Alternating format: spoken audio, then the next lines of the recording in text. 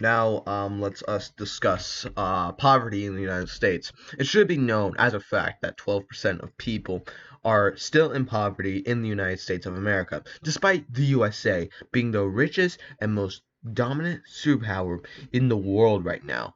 It's horrible to see that 12% of people are still in poverty and are denied basic needs such as food, water, medicine, and sometimes shelter, unless if there is profit to be gained to take care of these people. Thanks to a research by Joan Axelrod-Contrada, the reason they are still in poverty is not that they don't have jobs.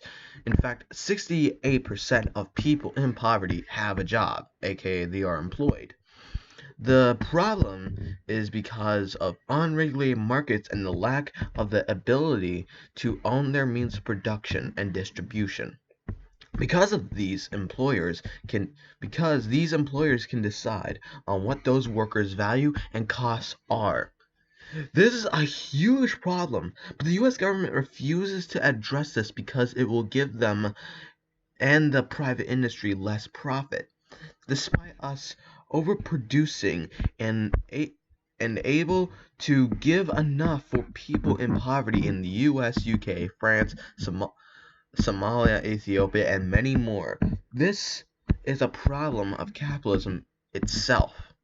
Even if we are to regulate these markets in a social democrat society, um, like what is happening in Norway, Sweden, Finland, and Denmark, as well what Bernie Sanders in the United States is advocating for, the problem will still be around. It will just be smaller in the first world but not entirely.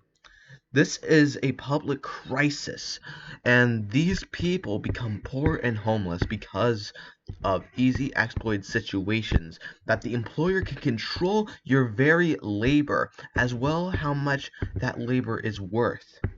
Private production and distribution are profitable and easy to manage, but it's not overly good for the people that are employed. For the ones that are not employed and in poverty, they usually try to get employed, but are rejected even though they need the money to meet the rest of their needs. But they can't because there is still private production and distribution that decide the actions. Even though the workplace is functioning because of the worker, not the employer. Like how a computer is made by the worker in the workplace, not Bill Gates. Bill Gates employed the worker to make the computer, but he himself did not make the computer. The same is said with every other workplace that is private under capitalism, but they still can't get a good pay or probably on what their labor is worth because of private industry controlling that. When you are employed, you are selling your labor, and that labor is being bought by the employer. So they choose the cheapest way to get labor out of you. The workers themselves should be able to own their production and distribution and the value of the labor by the worker. This is possible, but the higher class still chooses not to have the system because there would be no profit out of it. So despite too much demands, despite too much demands for these problems to be solved by the U.S. population, they rather not because there is no profit, like I said. This is an economic system of the higher class against the working people having their needs met. As well, the reason they don't do this because it will put them out of power and they rather not have their power taken.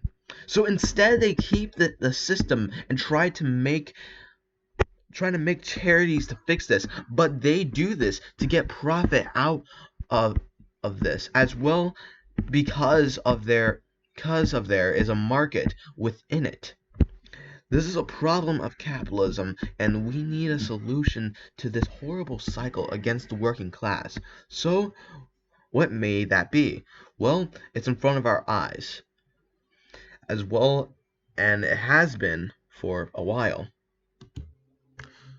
So, what is the solution to this problem? Well, a worker state. Mark does talk about this for a while, but he has been taken out of context so many times. Many people, especially in the United States, don't really know onto what socialism can bring for the working class, as well as how it can be better than capitalism, where you have no freedom into production, as I just pointed out. First off, it's a big myth in the first place that somehow communism has killed 100 million people, not only considering it would have been impossible, considering the population of these countries, as well if these countries were socialist in the first place. But the source that backs this is this false claim. The creators of that source admitted exaggerating the statistics onto the deaths, as well as getting some others from clear bias sources as well.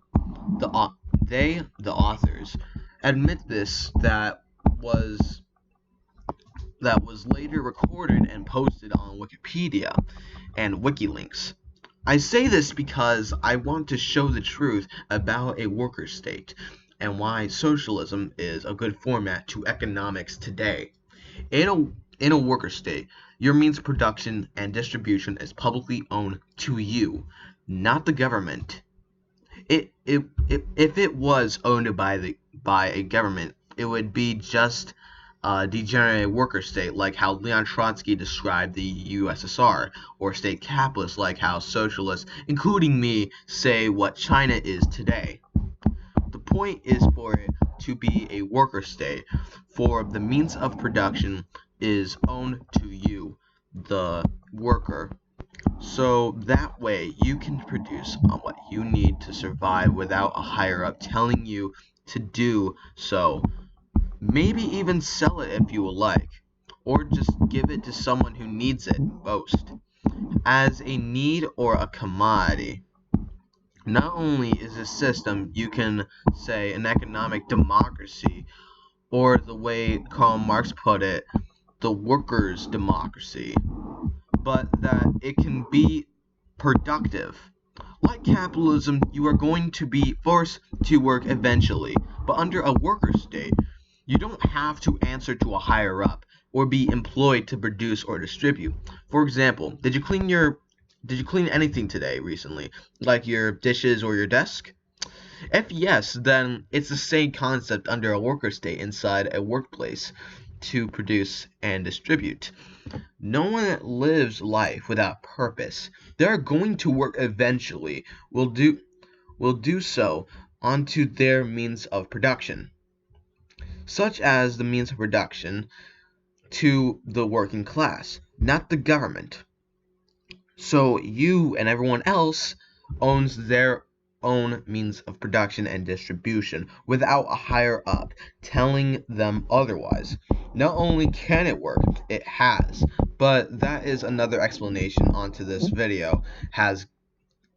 That's another explanation, and this video has gone on long enough. The examples, however, are the Paris Commune, the Hungarian Commune, Revolutionary Catalonia, Bolivia, of course, before the coup. And for now, I guess, for modern standards, is the Zapatistas under Chiapas in Mexico.